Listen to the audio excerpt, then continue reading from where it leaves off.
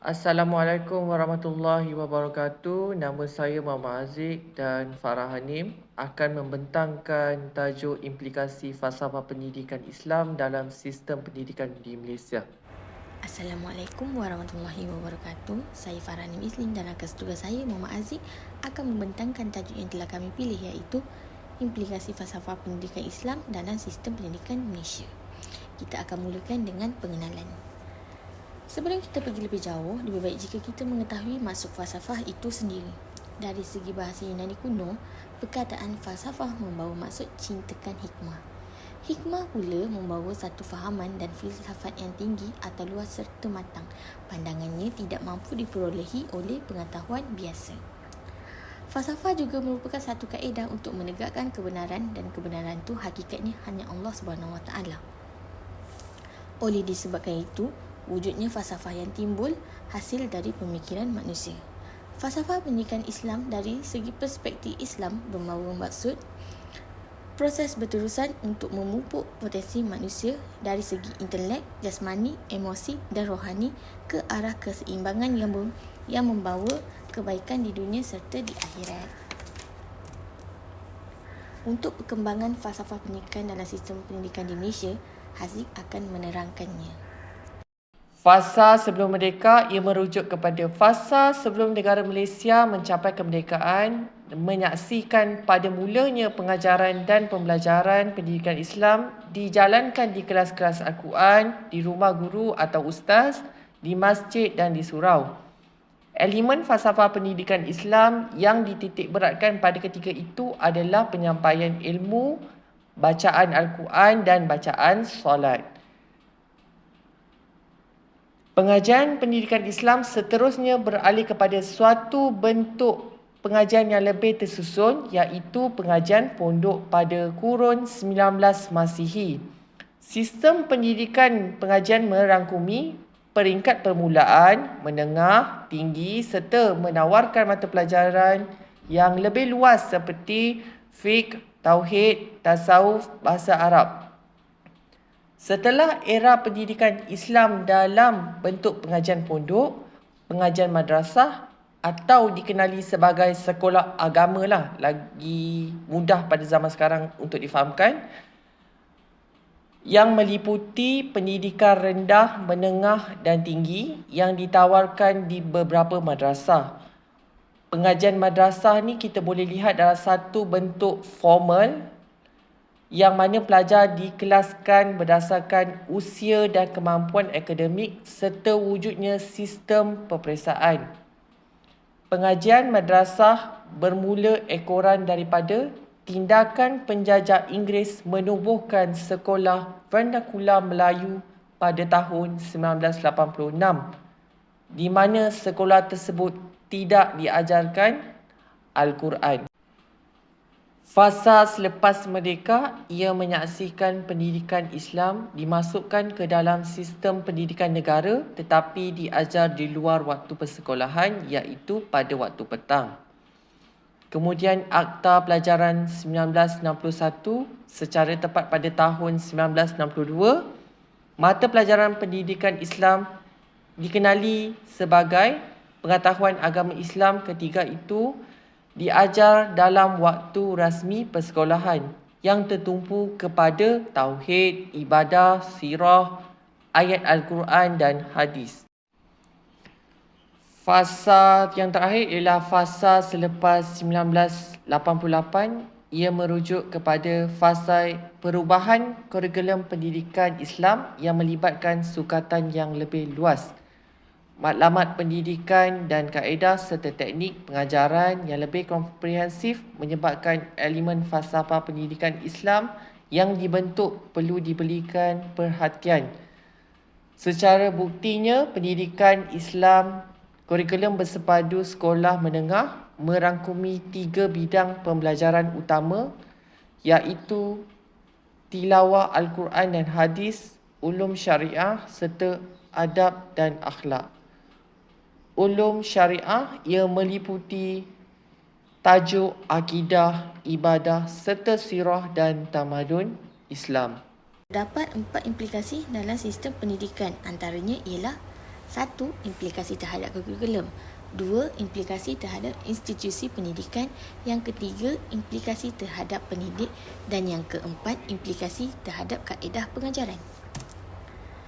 Implikasi terhadap kurikulum. Kurikulum ini mempunyai definisi yang sangat luas dan sebaliknya terdapat definisi yang cetek. Elemen penting dalam membentuk generasi yang sejajar adalah daripada penghasilan kurikulum yang berkualiti, menurut Abdul Halim Tamuri.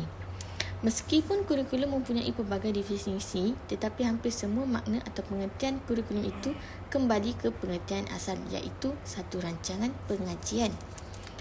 Sangat jelas dilihat sekiranya falsafah pendidikan Islam ini dipraktikkan di negara ini. Ini kerana kerangka kurikulum sudah tentunya akan berubah dan akan ada penambahbaikan. Implikasi yang kedua ialah implikasi terhadap institusi pendidikan. Apa itu institusi pendidikan? Institusi pendidikan membawa maksud sebuah badan lembaga yang menyelenggarakan kegiatan pendidikan, pembelajaran, pengajar atau pelatihan ke arah mewujudkan situasi demi melahirkan murid-murid. Bagi tujuan falsafah pendidikan Islam adalah mengikut kepada perubahan organisasi di sekolah. Dari sudut kemudahan dan perkhidmatan asas seperti prasarana dan infrastruktur juga akan berlaku jika ada perubahan yang ketara. Implikasi seterusnya saya akan beri kepada Muhammad Aziz. Implikasi terhadap pendidik. Falsafah pendidikan Islam, dia bukan sahaja memberi implikasi kepada kurikulum dan pendidikan. Malah ia memberi kesan kepada pendidik, dalam erti kata lain, amalan pengajaran oleh seseorang guru. Apa yang dimaksudkan dengan guru? Guru ialah mereka yang terlibat secara langsung menjadi pengajar ataupun pentadbir di sekolah. So, dalam hal ini, guru dan murid sangat berkait rapat. Di dalam proses pendidikan pula, guru adalah penyampai maklumat, manakala murid merupakan penerima maklumat. Kejayaan guru dalam melaksanakan fungsi ini selalunya menjadi ukuran keupayaan guru tersebut secara peribadi dan sistem pendidikan secara keseluruhannya. Menurut perspektif Islam pula, seorang pewaris Rasulullah sallallahu alaihi wasallam, guru hendaklah memiliki kefahaman dan tasawur Islam yang betul dan tepat. Apa yang boleh saya ulaskan di sini? Seorang guru bukan hanya boleh mampu mengajar sahaja, tapi perlu memiliki sifat peribadi Rasulullah seperti bijaksana, menyampaikan, fatonah. So, melalui dengan adanya sifat dalam diri seorang guru, mereka mampu membentuk anak muridnya supaya lebih berjaya. Implikasi terhadap kaedah pengajaran. Apa yang dimaksudkan dengan kaedah pengajaran? Kaedah pengajaran merupakan cara untuk menyampaikan sesuatu maklumat atau ilmu. Secara umumnya, pendekatan yang diambil dalam pendidikan Islam ialah secara panduan. Pengajaran dan pembelajaran tidak hanya berkisarkan dengan isu untuk tahu apa, tetapi juga mestilah dalam konteks untuk tahu bagaimana. Dalam erti kata mudahnya, mengajar ilmu-ilmu pendidikan Islam tidak sahaja memberikan kesan kepada ingatan dan hafazan, tetapi juga kesan pemahaman dan penghayatan. Sebagai contoh, sekiranya guru tersebut mengajar tentang ilmu alam sekitar, seperti kajian tempatan yang menerangkan mengenai bentuk muka bumi, pengajaran juga haruslah disulamkan dengan penghayatan kepada keindahan dan keagungan ciptaan Allah Ta'ala. Kerana itu, cara yang paling mudah untuk murid-murid menghayati tentang kehebatan dan kekuasaan Allah Subhanahu Wa Ta'ala. Tuhan yang satu di muka bumi ini tidak diperanakkan dan tidak pula beranak. Yang terakhir adalah cadangan dan kesimpulan. Terdapat beberapa cadangan. Yang pertama adalah falsafah pendidikan Islam yang menekankan aspek menyampaikan ilmu, kemahiran dan penghayatan Islam berdasarkan Al-Quran dan As-Sunnah harus dijadikan pegangan dalam hidup seorang mukmin. Bidang yang amat penting serta mempunyai hubungan rapat dengan pendidikan adalah aspek pembangunan sumber manusia berteraskan kurikulum yang kondusif dan efektif. Seterusnya adalah proses penyusunan semula dan penyesuaian kembali sistem pendidikan Islam. Perlu dilakukan melalui proses sistemnya dengan mengikut arus kemodenan semasa. Konsep pendidikan Islam bukan sekadar untuk menentukan halal dan haram ke atas tingkah laku dan subjek-subjek yang berkaitan dengan hidup kita sebagai khalifah di muka bumi ini. Bahkan dia bertujuan untuk membangunkan dan melahirkan insan yang lebih baik di dunia dan di akhirat. Yang terakhir adalah